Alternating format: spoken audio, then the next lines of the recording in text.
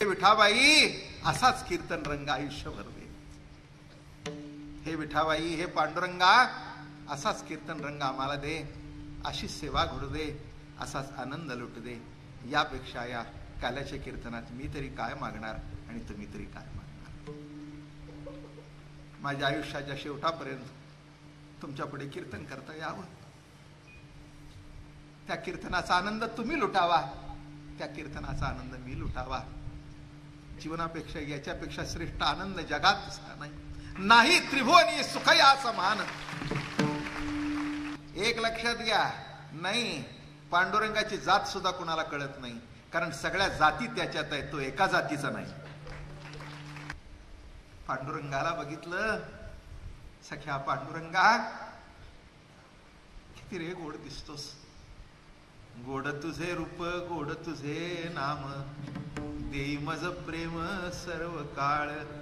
सूर्य एवढा पण विश्वाला प्रकाशित करतो, तसं माझ्या संतांचं वचन एवढं एवढं पण सर्व जगाला ज्ञानाचा प्रकाश देतो. भंग कीर्तना म्हणण्याचा अधिकार दिला. अस्पृश्याचं वाक्य कानाने ऐकू नये, त्याची सावली अंगावर पडून देऊ नये, पण बोला ज्ञानदेवा भंग या जनाबाईच्या एका वाक्याने एकची टाळी, सर्वांची टाळी, एक टाळा टाळी नाही. मागच्या काळात टाळाटाळी होती आणि वारकरी संप्रदायामध्ये ती टाळाटाळी मिटली आणि हाती टाळ दिंडी मुखी नाम गाणी, टाळ दिंडी नाम गाणी.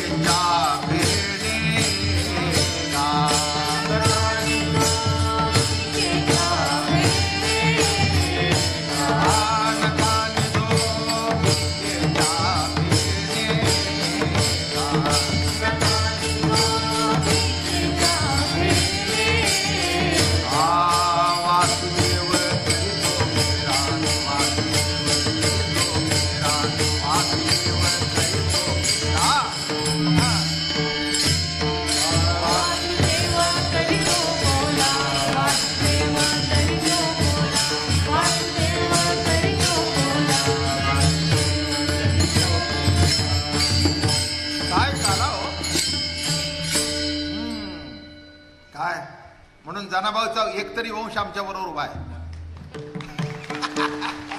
आहे का नाही. अहो पोरगी म्हणजे जनाबाईचाच वंश. तिला कोणी कीर्तनात टाळ घेऊन देत. मला अनुभव आहे. आमची दिंडी जेव्हा सुरुवातीला निघाली, आता दादा महाराज हे संप्रदायातले क्रांतिकारक होते. त्यांनी बायकांना कीर्तन 70-80 वर्षापूर्वी करायला लावली. आमच्या घोड्यावर बॅरिस्टर कीर्तिकरांची मंडळी, सुमतीबाई कीर्तिकर या कीर्तन करत होत्या, आनंदीबाई कुलकर्णी या कीर्तन करत होत्या, बरं का. अहो या सगळ्या मोठे मोठे लोक कीर्तन करत होते, बायका आवडीने कीर्तन करत होत्या. दादा महाराजांनी करायला लावली. आमच्या दिंडीमध्ये बायका टाळ घेऊन होत्या. आज जनाबाईचा अभंग आहे कीर्तनाला, बरं का, म्हणून सांगतोय. सगळं अप्रस्तुत नाही, मी विषय सोडून काही बोलत नाही. जे विषयाला धरून आहे तेच तुमच्या पुढे मांडावं.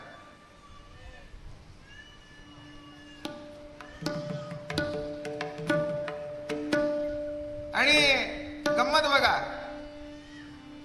टाळ घेऊन दिंडीतून महिला होत्या. माझ्याकडे एक आला आणि मला सांगितलं, त्या तुमच्या दिंडीमधल्या बायकांच्या गळ्यात टाळ आहे ते काढायला लावा.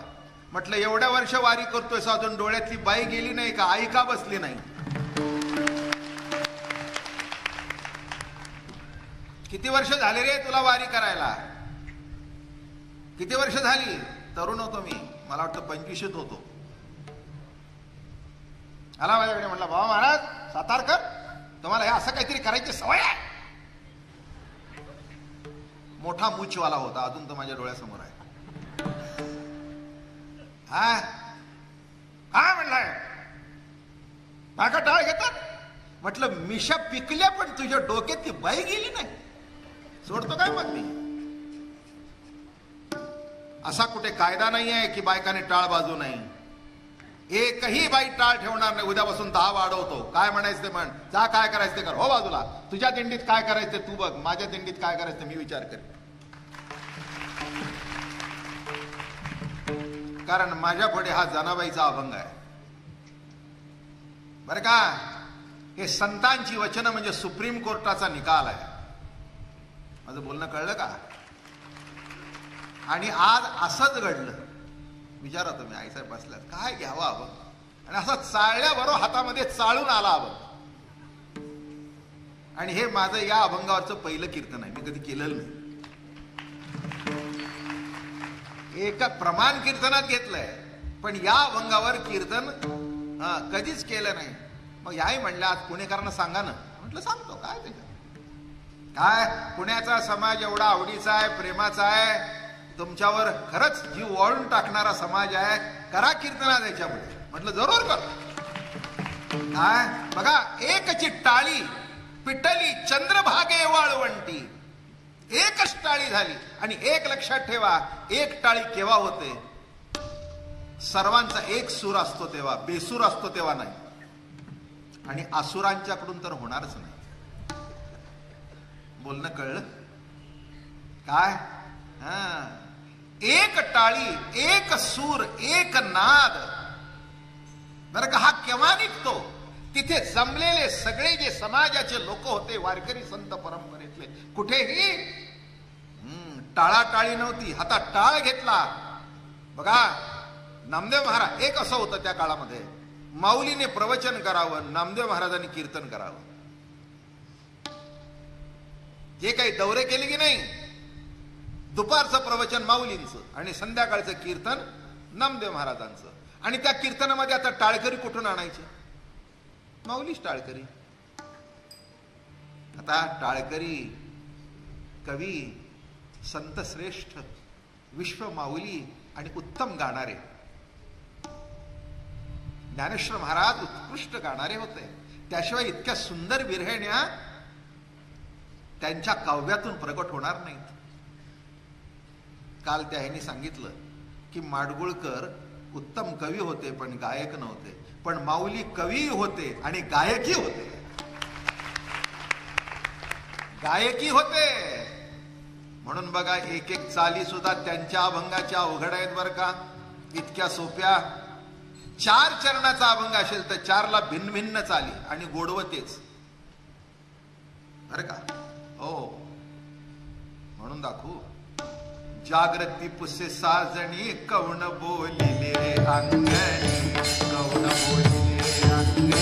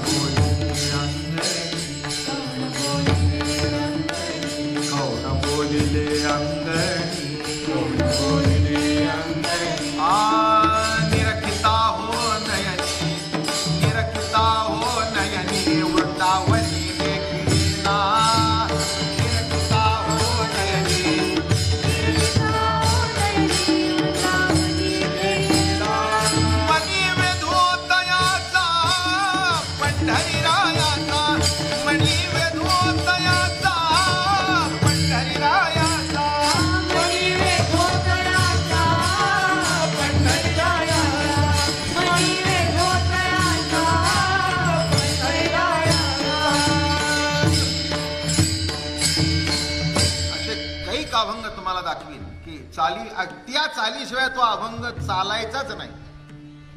पूर्व दिशे भानू गवला नळिनी, कमळनी कमळी विकासू केला, उष्ण करू अस्तु झाला, शीत करू प्रवर्तला, कमळनी संकोचू केला गे बाई, पड्यन्ते मानसी बहुवसे, असे तुरितेची जवळी वसेर या, पड्यन्ते मानस. या चाली माझ्या घरात 100 वर्षाच्या पूर्वीपासून आहेत. म्हणून बाकीचे सगळ्याचे अभंग म्हणता येतात, पण माऊलीचे अभंग म्हणणंच अवघड आहे. मला असं वाटतं पहिल्यांदा त्यांनी चाल बदलशी असेल आणि मग अभंग. म्युझिक डायरेक्टर अहो, त्यांना जे संगीताचे सूर सापडले होते ते केवळ जगाला खुश करणारे नाही, निर्गुण निराकार परमात्मा त्यांच्या अभंगवाणीतून, त्यांच्या ओवीतून सगुण साकार होऊन कीर्तनामध्ये नाचत होता. हे ज्ञानोबारायच्या काव्यात श्रेष्ठत्व. काय मला आहे हो, काय शब्दाची ताकद आहे, शब्दाची व्याप्ती तेने पाडे अनुभवावी, बिंब तरी बचके एवढे, परी त्रैलोक्याशी थोकडे, परिप्रकाशाशी त्रैलोक्य थोकडे, शब्दाची व्याप्ती तेने पाडे अनुभवावी. एवढंच बिंब. अर्थ कळला का सांगतो. आता ही एवढी लाईट आहे ना, असं केलं की ते झाकून जातं बघा. उद्या घरी जाऊन प्रॅक्टिकल करून बघा. सूर्य असा असेल ना, फक्त असं धरा, ते झाकलं जातं. बिंब तरी बचकी एवढे, परी प्रकाशाशी त्रैलोक्य थोकडे, शब्दाची व्याप्ती तेने पाडे अनुभवावी. सूर्य एवढा पण विश्वाला प्रकाशित करतो, तसं माझ्या संतांचं वचन एवढं एवढं पण सर्व जगाला ज्ञानाचा प्रकाश देतो. ज्ञानाचे प्रकाशे वर्तती हे जग, आणि न घेती परदेह बुद्धी. म्हणून लक्षात घ्या, हे सूर्य सगळे उगवले कुठे? चंद्रभागेच्या वाळवंटामध्ये. आई, मला तुमची ओढ कळते, पण थोडं जरा तिथे दरवाजात उभा राहा आणि ऐका. व्यत्यय तुम्हालाही होतो, हजारो माणसांनाही व्यत्यय होतो. तेव्हा चंद्रभागेच्या वाळवंटामध्ये ही सगळी वैष्णवांची मांदियाळी जमली. ह्या ओव्या ज्या लिहिलेत ना, ईश्वरनिष्ठांची मांदियाळी, जे शब्द आले ना, हा ईश्वरनिष्ठांची मांदियाळी एकत्र करणं आणि काला करणं, नामे सामाजिक ऐक्य करणं, हेच वारकरी संप्रदायाचं जीवन ध्येय आहे. आणि हा काला आहे बर का. भगवंतानी काला केला म्हणजे सुरुवात केली, त्याच्याबद्दल वाद. गोपाळकृष्ण 2 महिने ऐकला तुम्ही. गेल्या वर्षी 1 महिना, या वर्षी 1 महिना, अजून संपलेला बर का. अजून पुढची रास क्रीडा वगैरे बाकीच आहे बर का. रास क्रीडा बाकी आहे, मथुरेतला प्रवेश बाकी आहे, द्वारकेचं राज्य बाकी आहे. मधलं भागवत सांगून निजधाम करू. भागवत सांगितलं पाहिजे की नाही? तोही कृष्ण चरित्राचाच भाग आहे नाही का. निजधामाला जाण्यापूर्वी उद्धवाला त्यांनी भागवत सांगितलं, तोही भाग आहे. म्हणून कैक वर्ष तुमच्या माझ्या आयुष्याला पूर्ण होईल एवढा कृष्ण आहे. आणि शेवटी सांगणं हे कृष्णाने सुरुवात केली आहे. माझं बोलणं कळलं का? रामाने सर्वांचं ऐकलं, कुणाला काही सांगितलं का? कधी सांगितलं का? अमकं कर नाही. सावत्राईचं ऐकलं, वडिलाचं ऐकलं बरं का, सगळ्यांचं ऐकलं, बायकोचं ऐकलं. माझं आणून द्यावं हरिण अयोध्या नाथा, माझं ऐकलं परवा. आता अयोध्या नाथा मला हरिण आणून द्या हे तिचं ऐकलं, पण नाथाने आमच्या लिहून ठेवलंय. काय लिहिले बा रामायणात? मागता मृगाची कांचोळी, सर्व सुखाची झाली होळी, अंतरला रामधुरी. काय म्हणतायत? मागता मृगाची कांचोळी. कळलं का? विषयाच्या मागे लागली आणि त्यालाही त्याच्या मागे लावला आणि जवळचा राम दूर गेला. हे नाथांचं भागवत, हे नाथांचं रामायण. कळलं का? परवा आपण ऐकलं गदी माडगुळकरांचं, आणि हे काय आहे? नाथांचं रामायण. मागता मृगाची कांचोळी, सर्व सुखाची झाली होळी. अरे एक चोळी मागितली आणि मला असं वाटतं सर्व सुखाचा चोळा मेळा झाला, संपलं, खलास झालं सर्व सुख. राम अंतरला, पुन्हा कैक महिने डोळ्याला दिसला नाही. लक्षात ठेवा, जवळ राम असताना विषयाकडे धाव येऊ नका. हाच संदेश आपल्या रामायणातून नाथ बाबा देतात. काय मजेशीर आहे, मजेशीर रामायण आहे, लक्षात घ्या. आणि इथे काय म्हणून शेवटी धोब्याचं सुद्धा ऐकलं, अरण्यात पाठवलं, आणि मग रामायण मुलांनी येऊन गायलं. रामांच्या मुलाचा जन्म सुद्धा अरण्यातला आहे, कारण सर्वांचं ऐकलं. आणि ज्यांनी कुणाचं ऐकलं नाही पण सर्वांना ऐकायला लावलं, त्याचं नाव कृष्ण आहे ना. पॉवर. कुणाचं ऐकलं, कुणाचं नाही. मी म्हणील तसंच, असं म्हणजे असंच. सुभद्रा अर्जुनाला म्हणजे अर्जुनाला. मग कोणीही काहीही करा, द्यायची म्हणजे द्यायची, पळवून न्यायची, त्याला पळवून न्यायला सुद्धा मदत. हे रामाला जमलं असतं कधी? एक लक्षात घ्या, संसार सुखाचा व्हायचा असेल तर रामाला सोडू नका, आणि अध्यात्म कळायचं असेल तर कृष्णाला सोडू नका. दोन सिद्धांत लक्षात घे, हे दोन टोक आहेत. संसार, मर्यादा पुरुषोत्तम राम, एक बाणी, एक पत्नी, एक वचनी. म्हणून आपली शपथ रामासारखीच आहे. वारकरी संप्रदायाची शपथ कशी आहे? रामासारखीच आहे. म्हणून संसार सुखाचा व्हायचा असेल, शिस्तबद्ध, काही न भानगड होता राम, तिकडे कृष्णाकडे जाऊ नका. कारण त्याच्याकडे भानगडी करायचा आणि पचवायची ताकद होती. तुमच्याकडे काहीच नाही. कशाचे करताय, कशाचे करताय? नुसते एका बाईने डोळे वटरले तर तुम्ही लांब पळताय, आणि त्यांनी एका अंतरपाटावर 16,108 पोरींशी लग्न केली. काय ताकद आहे का काय? एवढा तुमच्या आयुष्यात अंतरपाठ सुद्धा विकत आणता येणार नाही. लग्न कशाचे करता? तुम्हाला तर मी सांगितलं की उद्या सकाळी 16,108 अंतरपाठ आणा.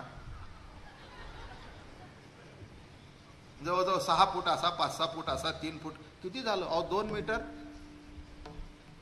आता 16,108 तुकडे. गुरुजी, अशी करा एखादी पूजा तुम्ही. 16,108 काय झालं? दिवाळी निघेल त्या अंतरपाठातच. आणि अंतरपाठ न आला म्हणून ज्या बाईशी जो अंतर धरेल ते पुढच्या जन्मी सुद्धा भेटणार नाही. किती अवघड आहे होय सगळं गणित. हे सगळं कृष्णच करू जाणे. हे म्हणून एक लक्षात ठेवा, नको त्या मोठ्या माणसाचं अनुकरण आपण करू. म्हणून रामाकडून चारित्र्य घ्यावं, रामाकडून शिस्त घ्यावी, रामाकडून संसाराची मर्यादा घ्यावी, आणि कृष्णाकडून अध्यात्म शिकावं. म्हणून एक लक्षात घ्या, रामाला काला करता आला नाही.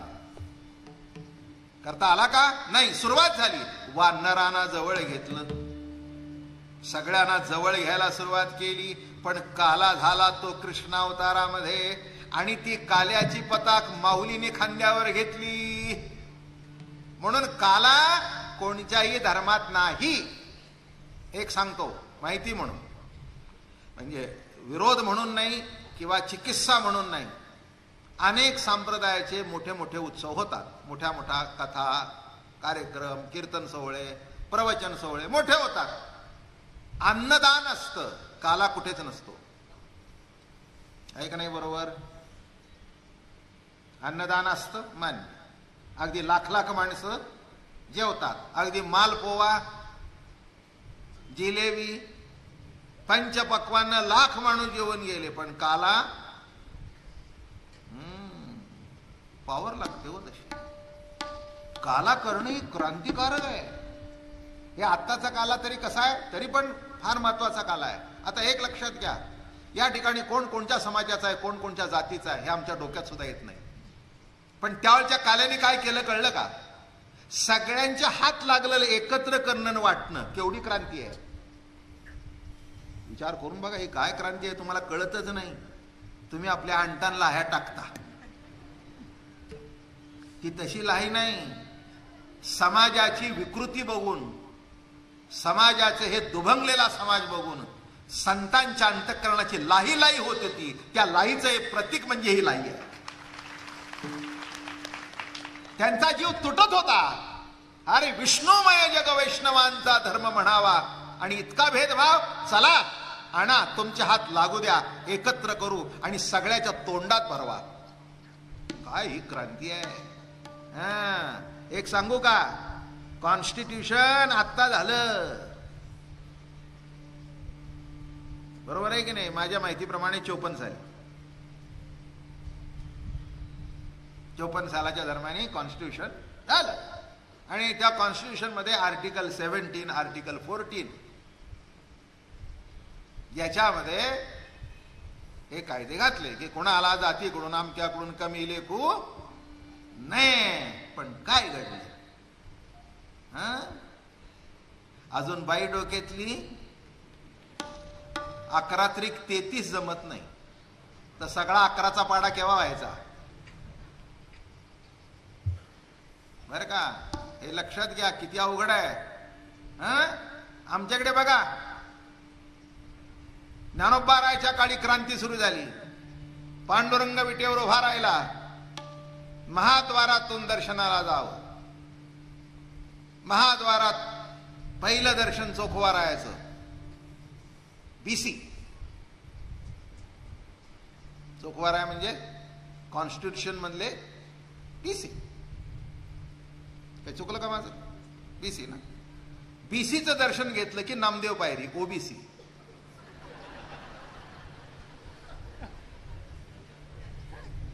बीसी झाला की पुढे कोण? नामदेव पायरी. नामदेव महाराज कोण? ओबीसी. आता सध्या पत्र टाका माझ्यातर्फे दिल्लीला की चोखवाराय बीसी ठरले, नामदेवराय ओबीसी ठरले. आता पांडुरंगाला कोणत्या कॅटेगरीत घालता ते घाला, म्हणजे कॉन्स्टिट्यूशन पूर्ण झालं.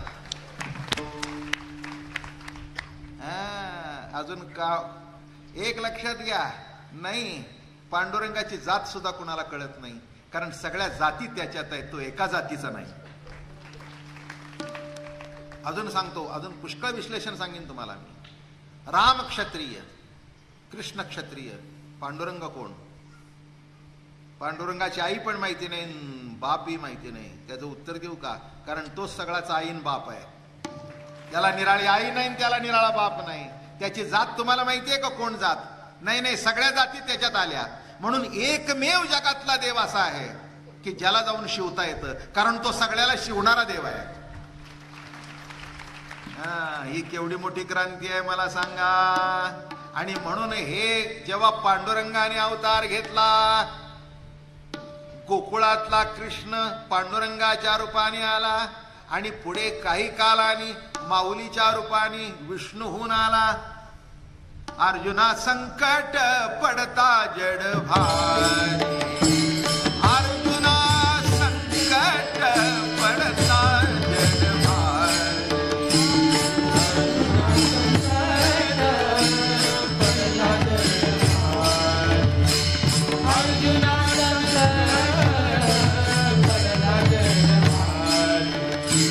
गीता सांगे हरी, हरी कुरुक्षेत्री. गीता सांगे हरी, हरी कुरुक्षेत्री. तोची अवतार धरी अलंकापुराय, तोची अवतार धरी अलंकापुराय.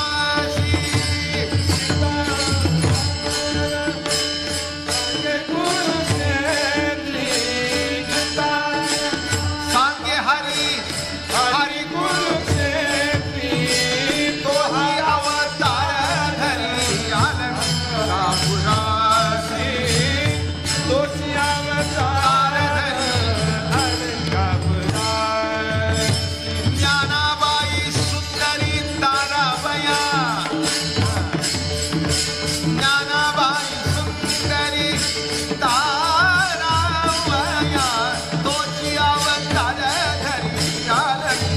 पुरासी तोची अवतार धरी अलंका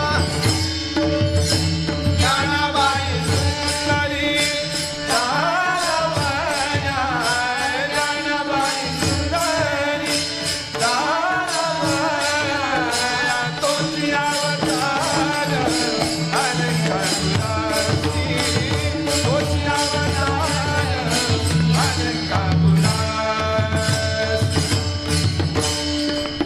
काय सांगितलं कळलं का? ज्यांनी गीता सांगितली तोच अवतार. दोन सांगतो. गीता जेणे उपदेशिली ते हे विटेवरी माऊली. बर का? आणि अर्जुना संकट पडता जडभारी गीता सांगे हरी कुरुक्षेत्री तोच अवतार झाली अलंकापुरासी महाविष्णूचा अवतार. महाविष्णूचा अवतार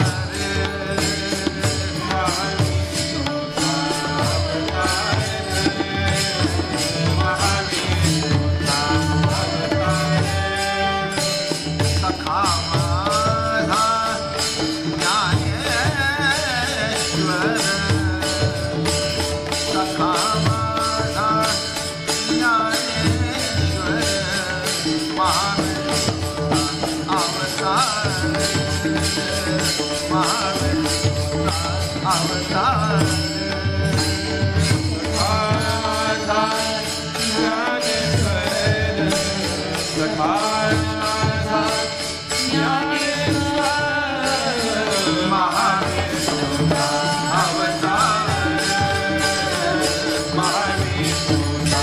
अवतार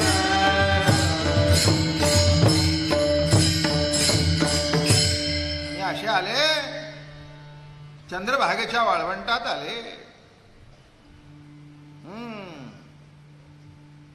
आळंदी आली. सगळे पंचक्रोशीतील संत तिथे प्रगट झाले.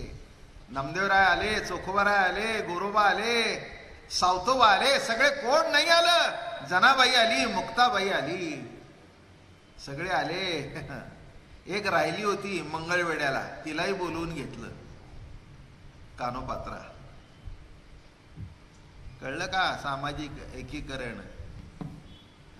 काला बघितला का? एका गणिकेच्या मुलीला सुद्धा काल्यात बोलवली. ती लिहिते, धन्य कानोपात्राजी झाली भाग्याची. धन्य कानोपात्राजी झाली भाग्याची. का? भेटी झाली ज्ञान देवाची म्हणून. भेटी झाली ज्ञान देवाची भेटी झाली भेटी झाली ज्ञान देवाची म्हणून.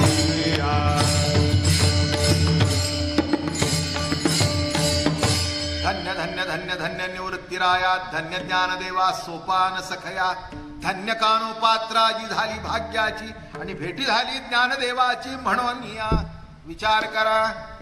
आणि जेव्हा महाविष्णू आले, जनाबाई आल्या, तिथे दासी होती. दासी काय?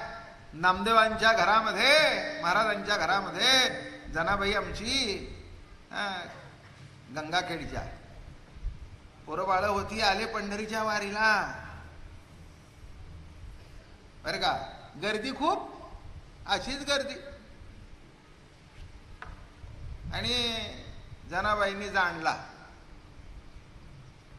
जिने देवाला जाणला ती जनाबाई. जाणीव जाणलं.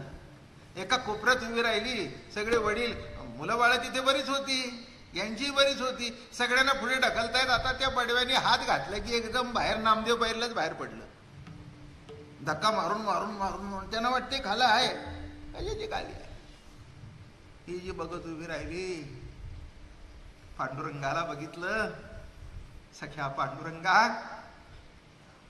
किती रे गोड दिसतोस. गोड तुझे रूप, गोड तुझे नाम, देई मज प्रेम सर्व काळ. विठो माऊलिये हाची वरदी, संचरोनी राही हृदया माझी. किती रे गोड दिसतोस पांडुरंगा सख्या. खरं सांगू माय बाप्पा, मला असं वाटलं माझ्या इथलेच इथे उभा आहेस. तो हा विठ्ठल बरवा, तो हा माधव बरवा. सख्या आणि अशीच बघत उभी राहिली. सगळे गेले आणि एका कोपऱ्यात उभी राहिली. सगळं देऊळ खाली झालं त्या दिवशी. नामदेवराया देवळात आले. जनाबाई तिथे कोपऱ्यात उभ्या होत्या. दर्शन घेतलं, बघितलं पांडुरंगाकडे, हात धरला. नामा नामा हिला तुझ्या घरी घेऊन जा. हिचा सांभाळ तू कर. म्हणून जनाबाईचा सांभाळ नामानी केला होता आणि जनाबाईचा सांभाळ नामदेवानी केला. म्हणून ज्ञानदेवानी तिचं ऐकलं. काय समजलं?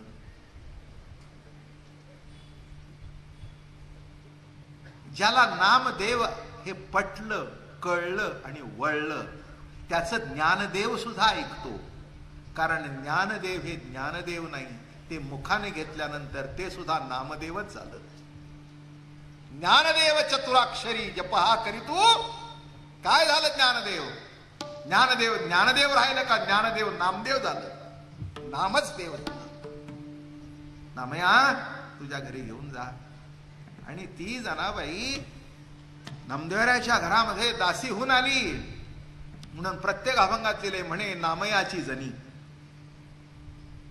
तुम्हाला हेच वाटलं पाहिजे प्रत्येकाला, आम्ही कोणाचे आहोत? नामधारक संतांचे आहोत.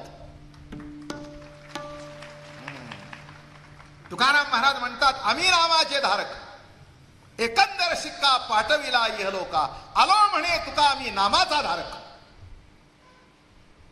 काय अभंगवाणी आहे हो. काय म्हणतात? एकंदर शिक्का पाठविला इहलोका. आलो म्हणे तुका मी नामाचा धारक. मी नामाचा धारक आहे. आणि अशा नामधारकांच्या संप्रदाय ज्याने उभा केला, माऊलींच्या हातात हात घालून, हे आद्य संस्थापक आहेत. ज्ञानोबारायचं स्थान जरी पायाचं असलं तरी पायरीचे चिरे नामदेव महाराज झालेत. काय वैशिष्ट्य आहे नाही का? काय ज्ञानदेवांच्या बरोबर ज्ञानदेव नामदेव बरोबर राहिले. आणि हे जाणलं कोणी? जना. आणि जनाला असं वाटलं हे आता ऐक्यात राहून उपयोग नाही, कीर्तनातून जगापर्यंत पोचलं पाहिजे, जनापर्यंत पोचलं पाहिजे. कळलं का? जनाबाईला वाटलं जनापर्यंत पोचलं पाहिजे. आणि जनापर्यंत पोचलं पाहिजे हे जेव्हा वाटलं तेव्हा ती म्हणली याची सुरुवात कोणापासून झाली पाहिजे? ज्ञानदेवा तुम्ही पाया रचलाय. एक चिटाळी पिटली चंद्र भागे वाळू. एक चिटाळी पिटली चंद्र भागे वाळू. एक चिटाळी पिटली चंद्र भागे वाळू.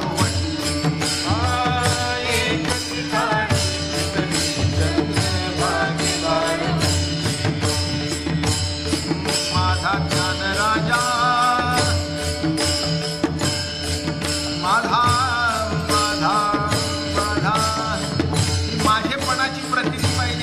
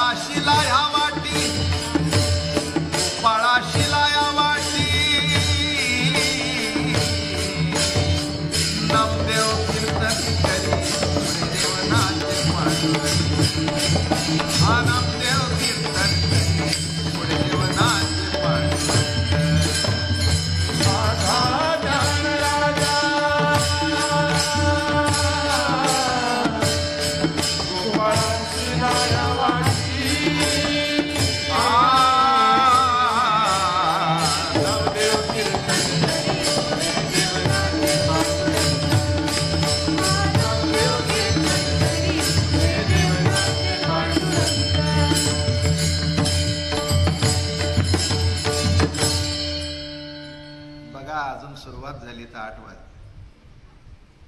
काय जेवढं होईल तेवढं सांगेन. सहज वेळ निघून जातो, कळतही नाही, आणि कळत नाही म्हणून आनंद वाटतो. जे कळतं ते दुःख आणि कळत नाही तो आनंद.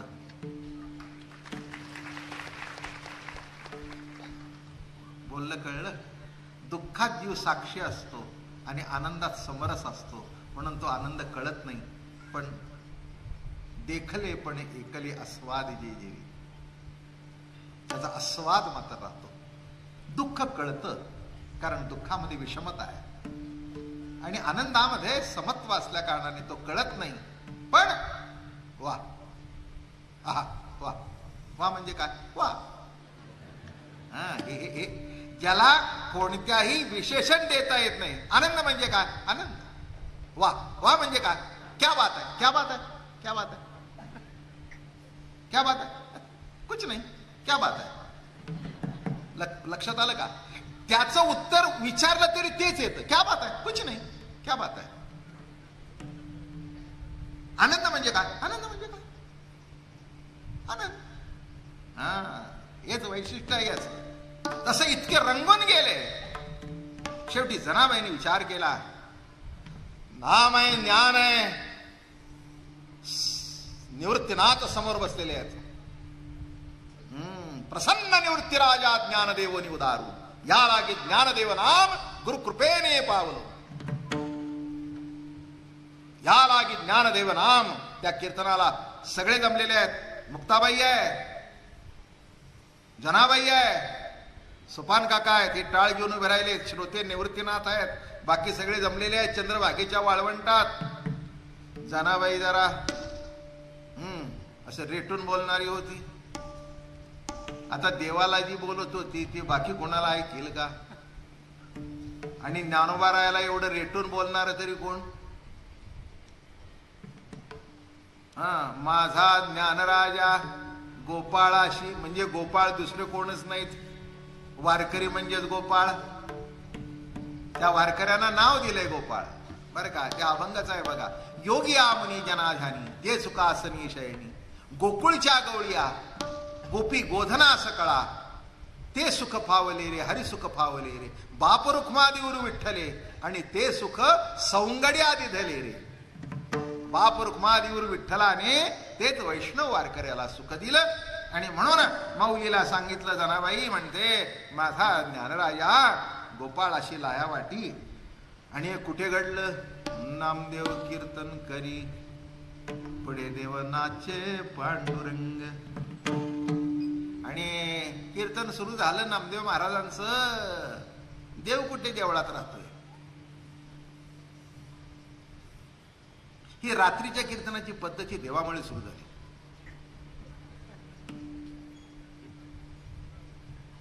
जी तुम्ही म्हणता ना उशिरा कीर्तन, उशिरा कीर्तन का?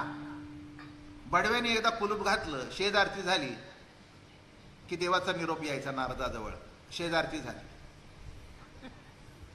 की देव मोकळा झाला. पण अडचण होती. लबाड देव, लबाड हो लबाड. आईसाहेब म्हणल्या कुठे जाता रात्रीचं? भलते सलते प्रश्न विचारून होते.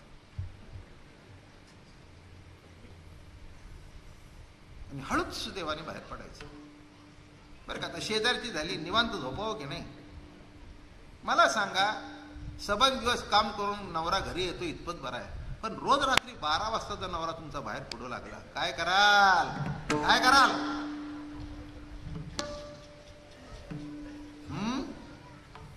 अवघड आहे ना. रोज रात्री, अहो एक दिवस झालं तर ठीक आहे, मोठा आहे गेला बाहेर. रोज रात्री सबंध दिवस शेजारी आणि रात्री बाहेर. गंमत बघा, देवाचा असं होतो सबंध दिवस. ते काही काही लोकांना सवय असते.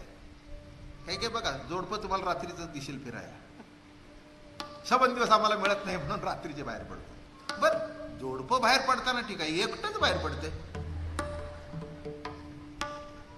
झालं बाबा, एक दिवस झाला, 2 दिवस झाला, असे हे बरेच दिवस झाले. देवानी यावं इकडे कीर्तनामध्ये अभंगच आहे. नावडे वैकुंठ शेषाचे शयन. तर वेळ नाही आपल्याला एवढं सगळं, मी दमून गेलो. नावडे वैकुंठ शेषाचे शयन वैष्णव सदन आवडले रमा म्हणे कैसे. तुम्हाला काय वाटतं माझ्या गाठचं सांगतोय मी. रमा म्हणे कैसे नवल परी देव फुलले वैष्णवा करी रमा म्हणे कैसे. झालं बाबा, रोजच 12 वाजायला लागले. आता हे नारद जिकडे तिकडे आग लावणार, कुठेही गेले की अशी काडी टाकूनच द्यायची. तसं ते सरळ बाहेर पडायचं नाही. देवाला सोडून आले कीर्तनाला आणि आईसाहेबाला भेटायला आहे. आईसाहेब म्हणले नारदा जाताना दोघं गेला ना, आता एकटेच कुठे आला. नाही म्हणले ताण लागली. यांना तहान भांडण लावायचे होते, पाणी प्यायचे. म्हणून काही काही माणसांनी सवय असते बरं का आग लावायची. समजावं या जगातले नारद आहेत. पण नारद बरं तरी करत होते, यांचं बरं व्हावं असं वाटत नाही, कुठेतरी आग लावावी हे वाटतं. ही वृत्ती सोडून द्या, देव चांगला पावेल तुम्हाला. एक लक्षात ठेवा, कुणाला काही सांगायचं असेल तर चांगलं सांगा, उणं दुणं सांगू नये. एवढं जरी महिनाभर ऐकून कळलं तरी माझ्या जन्माचं सार्थक आणि तुमच्याही जन्माचं सार्थक. पण कळेल तेव्हा ना आम्ही तरी काय करा. ये मृत्यूलोकीची उफराटे असो म्हणले. नारद एकटा नाही म्हणले चांगला. बरं आईसाहेबांनी पाणी बिणी दिलं. उन्हाळ्याचे दिवस होते, मोगऱ्याची फुलं बिलं टाकलेली, असं सुंदर पाणी बिणी दिलं, वाळ्याचं फार बरं वाटलं. आईसाहेब म्हणले काय थंडगार. बरं वाटलं पण जीव तुटतो हो.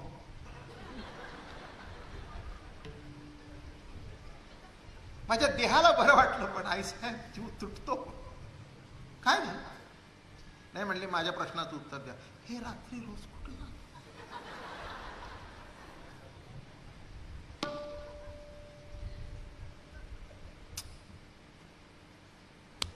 आई साहेब, मोठ्याच्या घरात वागायचं म्हणजे आम्हालाही अवघड असतं. इथे तुम्हाला सोडवत नाही आणि तिथे त्यांना सोडवत नाही. आमच्यासारख्यांनी काय करावं. तुम्हाला सांगितलं तर देव मला पुन्हा जवळ येऊन देईल. या असल्या भानगडीत आम्हाला तुम्ही विचारू नाही. देवाच्या भानगडी आहेत त्या फार मोठ्या असतात. आपण म्हणजे मला कळत नाही. नावडे वैकुंठ शेषाचे सैन वैष्णव सदन. आईसाहेबाला वैष्णव विष्णू भानगड माहिती नव्हती. मोठ्या मोठ्या बायका बाहेर जात नाही, त्यांना कळत नसतं जगत काय आहे ते. आता आईसाहेब कुठे बाहेर जाणार, तिला काय माहिती आहे काय नाही का. आता मला सांगा, एखाद्या मोठ्याची राणी ती तुमची धाबेली रस्त्याने खातकरी उभी राहील का. कच्ची कच्ची धाबी. अरे बाबा 70 वर्षात मलाही माहिती नव्हतं. 70 वर्ष झाली ही आमची नातवंड मला म्हणाल कच्ची धाबेली कच्ची धाबेली. पुण्यभूमी ठाव. काय आता केव्हा बाबा महाराजाला नाही नाही. आता काय अवघडच हो. मला रस्त्याने जाणं सुद्धा अवघड असतं.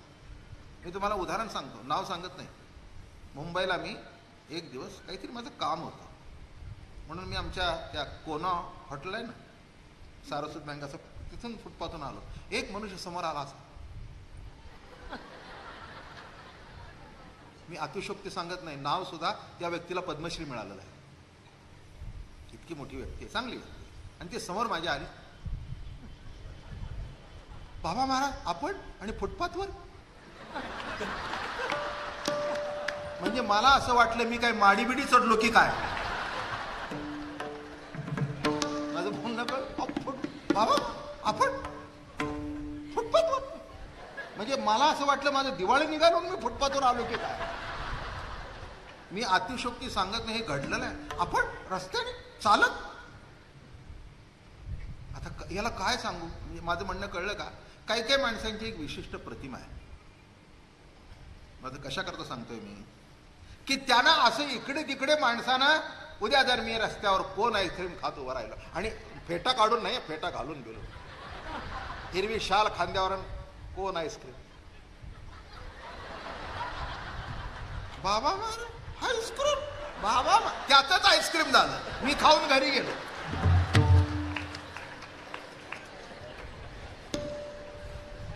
किती अवघड आहे. कठीण कठीण कठीण किती. महाराज पण सुद्धा फार अवघड आहे. कोणाशी बोलणं अवघड, कोणाला या म्हणणं आवड, दुसरा म्हणतो त्यांना या म्हणणं, या नाही म्हणावं तर फार लांब राहतात समाजापासून. अगदी जवळ कोणाला जाता सुद्धा येत नाही हो, फार दुर्मिळ. बोलू ना बोलू, आता काय करू का? म्हणून देव देऊळ बंद झाल्यानंतर चोरून जात. आता चोरून जाताना बायकोला न्यायची वय बरोबर, बायकोला कशी बरोबर न्यायची? आणि कुठे जातो वैष्णव, आता हिलाही काही वैष्णव माहिती नाही. बरं एवढं सांगायला तरी कुठे फुरसत आहे? हे येत आहेत ते सगळे आपल्याकडे वैष्णवच आहेत, सांगायला फुरसत नाही. म्हणले आई साहेब ते वैष्णवाकडे जातात. वैष्णव कशी दिसते?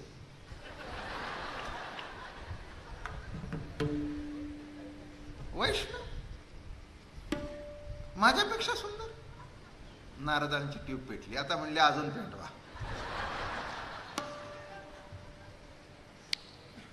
नारद म्हणले काय सांगू आई साहेब, कुठल्या तुम्ही? ती जर वैष्णवी तुम्ही बघितली, हा हा हा हा काय सांगू. अहो मी कशाला सांगायला पाहिजे, एवढ्या जगातल्या सुंदर असून रोज 12 वाजता तुम्हाला सोडून जातो, तुमचे 12 वाजून. अभंग मी माझ्या गाठ नावडे वैकुंठ शेषाचे शयन वैष्णव सदन. पुढे बघा, रमा म्हणे कैसे नवल परी देव भुलले वैष्णवा घरी. काय भानगड आहे हे, काय भानगड काय? ते म्हणले आई साहेब तुम्हाला यायचंय का? म्हणले बघू ते तरी. पण ती काही गावरान बाई नव्हती हो, मूळजा उचलला मी ह्याला. माझ्यापेक्षा तिच्यात काय पाहिलं एवढं, पायताना आणि हणती त्याला.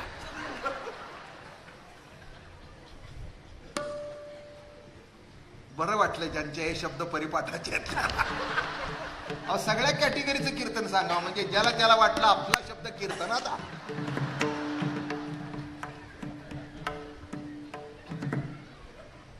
काय मजा आहे बघा. आई साहेब सुपर फाईन होता. आता नारदाला असं कसं बोलणार असं आहे म्हणून? कोण भाग्यवंत आहे की माझ्यापेक्षा सुंदर भेटली, मी तिचं जाऊन दर्शन तरी घेते. हे हायर सोसायटी लाईफ म्हणावं. हे बघित अमृत अमरी हे आढळ. आता ती देवाची पत्नी आहे, ती काय अशी उगीच बोलेल काय? पण मनात ऋतून राहायला काठा. माझ्यापेक्षा एवढं कोण सुंदर? चला म्हणले, गेले आणि आणलं कुठे? चंद्रभागेच्या वाळवंटात आणलं सगळी संत. आणि त्यावेळेला काय झालं बघा, इथे काय लिहितायत. नामदेव कीर्तन करी पुढे देव नाट्य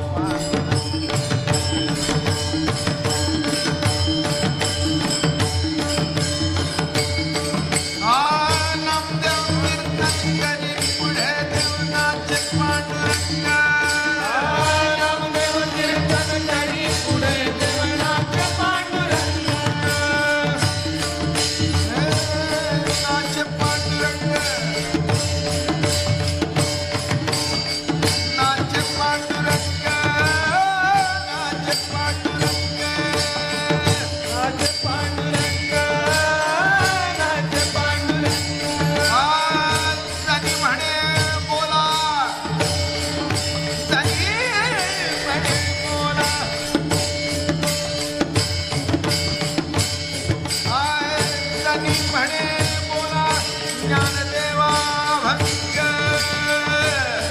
म्हणे बोला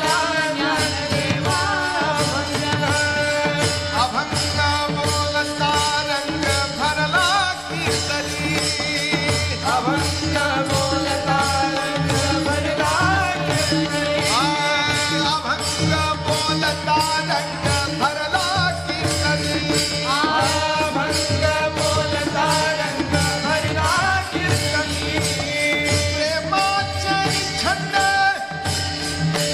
विठ्ठला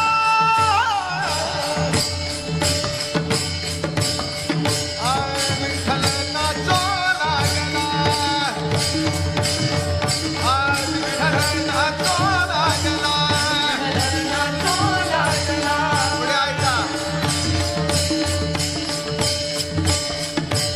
विठ्ठल नाचो लागला नाचो लागला नाचता नाचता देवाचा गळाला पितांबर नाचता नाचता देवाचा गळा पितांबर नाचता नाचता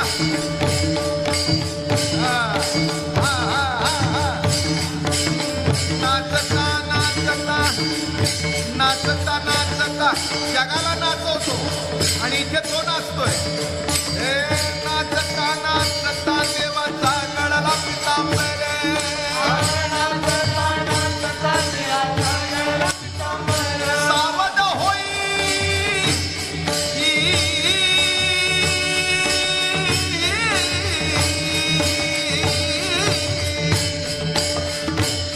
सावध होई देवा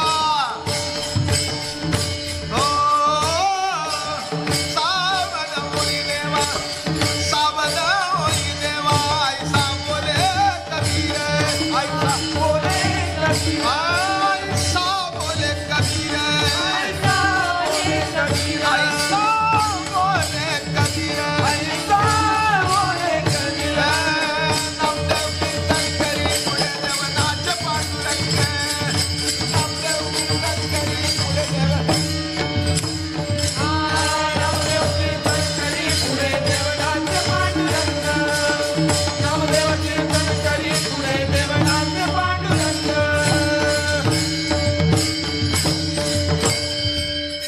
आणि नारदाने अशा मोक्याला एंट्री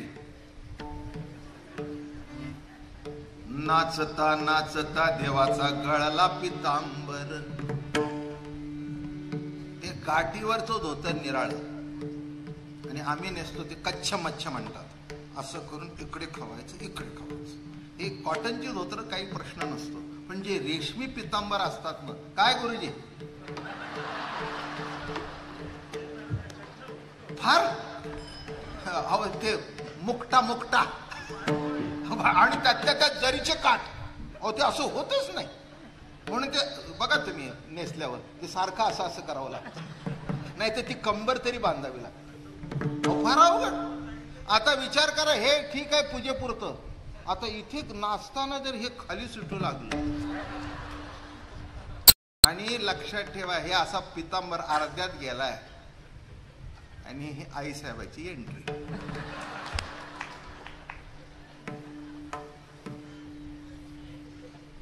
आई साहेब इकडे तिकडे बघताय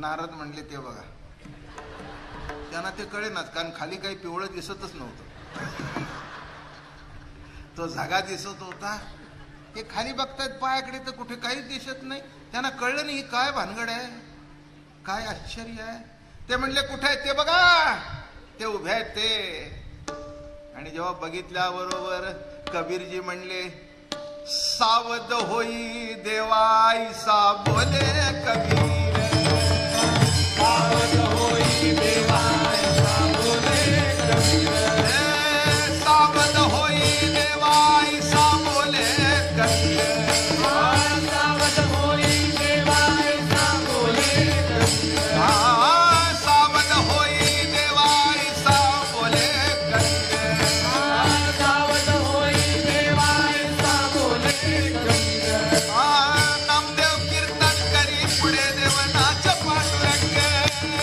नामदेव कीर्तन करी पुढे देवनाच पांडुरंग नामदेव कीर्तन करी पुढे देवनाथ पांडुरंग नामदेव कीर्तन करी पुढे देवनाथ पांडुरंग आणि पुढे काय घडलं मंडळी जेव्हा तो पितांबर असा सरकत आहे बरं का खाली वैशिष्ट्यपूर्ण सांगतो आणि मग असं वर झाल्यानंतर आता काय करावं, देव घाबरले आणि लगेच कबीरजीने तो शेला होता तो कमरेला बांधला. आणि तेव्हा पूर्वी कीर्तनकार कंबर बांधत नव्हते, पण त्यानंतर सर्व कीर्तनकारांनी कंबर बांधायला सुरुवात केली. त्याचं कारण असं आहे, देवाची झालेली फजिती माणसं खपवून घेतील, पण तुमच्या आमच्यासारख्या कीर्तनकाराची झालेली फजिती कोणी खपवून घेणार नाही. अक्कल नव्हतं का, डोकं नव्हतं? त्यापेक्षा अगोदरच कीर्तन कंबर बांधून उभे राहा. नाचता नाचता देवाचा गळला पितांबर, सावध होई देवा ऐसा बोले कबीर. कबीर म्हणाले सावध हो बाबा. पुढे म्हणाले, मोठं कौतुकाने सांगतात,